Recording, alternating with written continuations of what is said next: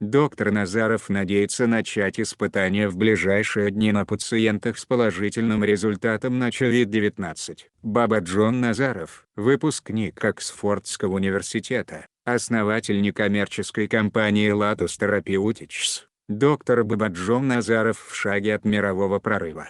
Он является основателем группы врачей и ученых из Оксфордского университета, который исследует новый препарат, способный остановить смертельную коронавирусную инфекцию.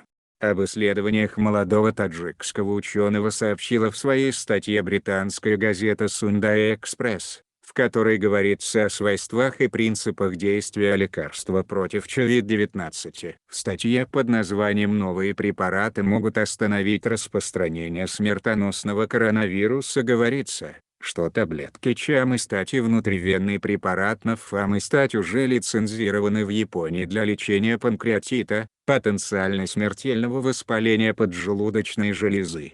Доктор Бабаджон Назаров говорит, что этот препарат может изменить правила игры, потому что он останавливает вирус на своем пути. Бабаджон Назаров родился и вырос в Таджикистане, окончил Оксфордский университет, где изучал химбиологию.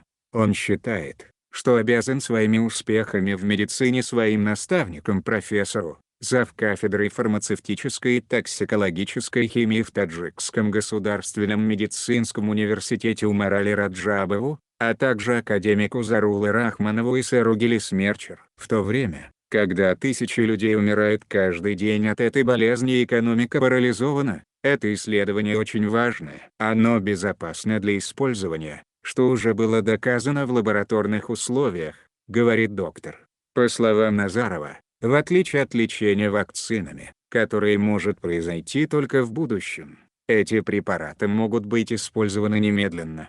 Это единственный класс лекарств, который блокирует проникновение вируса COVID-19 в клетку. Все другие методы лечения нацелены на последующие процессы, уже после того, как вирус проникнет в организм, говорит Назаров. Доктор Назаров надеется начать испытания Чамыстать в конце этого месяца на пациентах с положительным результатом на COVID-19. Китай одобрил клинические испытания 3 вакцин от коронавируса. Издание пишет, что до настоящего времени большинство исследований лекарственных препаратов было сосредоточено на противовирусных препаратах, таких как ремдесивир, разработанные для лечения лихорадки Эбола или колетра, комбинированного препарата против ВИЧ, который уменьшает воздействие вируса на организм. Чамыстать и Нафамыстать вместо этого работают, блокируя путь вируса в клетке легких. Чамыстать в форме таблеток может быть использован для пациентов, которые не находятся в больнице. Нафамыстать работает таким же образом,